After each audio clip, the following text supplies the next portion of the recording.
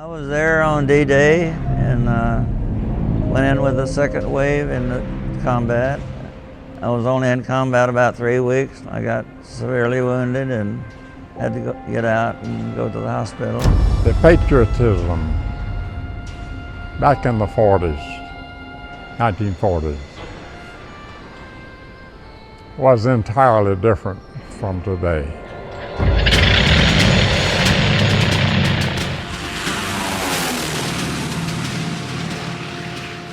Walking straight into hell.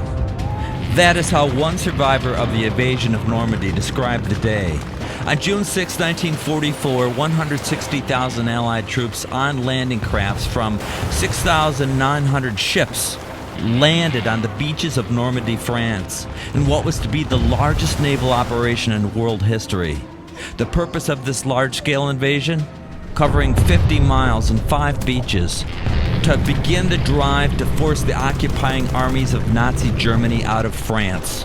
The Nazis were prepared. The beaches had been littered with tank traps, mines, fortified gun emplacements, and thousands of battle-hardened troops. Allied soldiers had to fight their way through deep waters and riptides.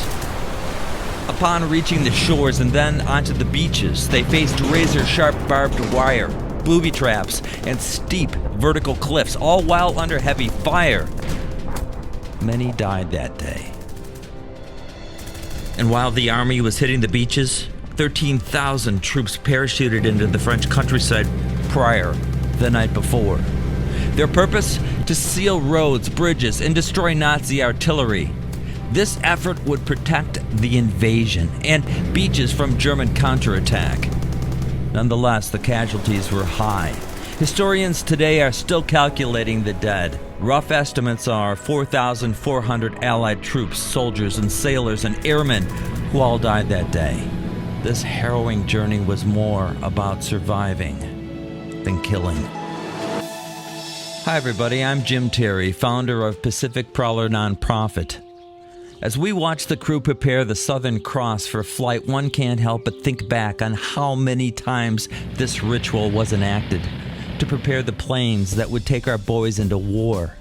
One can only imagine the fear and anxiety those men felt loading into that airplane, knowing that they were going to jump into heavily occupied areas where there would be no escape and no quarters given. Many veterans of that battle have signed the interior of the Southern Cross. One such veteran flew a C-47 in every major battle of World War II. During the invasion of Normandy, he flew no less than 4 times, taking off at 2 a.m. on June 6th and not resting until after midnight on June 7th. This was all-out war. The beaches had to be taken. Our invading troops had to be protected from the enemy artillery coming from the interior of France. As they landed on those beaches, failure was not an option. 13,000 troops secured the countryside that night. All these men sacrificed some, many sacrificed all. It's just fitting that we remember them and we honor them and that we teach our children what they did. Greatest Generation Aircraft feels the best way to do that is to keep their memory alive by maintaining and preserving a piece of their history. We are asking for your help to do just that. We are going to fly the Southern Cross across the North Atlantic Flyway to Normandy, France, to honor those men on the 80th anniversary of their D-Day invasion. We will possibly gain worldwide recognition for our veterans by completing this historic flight. But we need your help. The cost of fuel, oil, spare parts, radio equipment required by the European Union can exceed $500,000.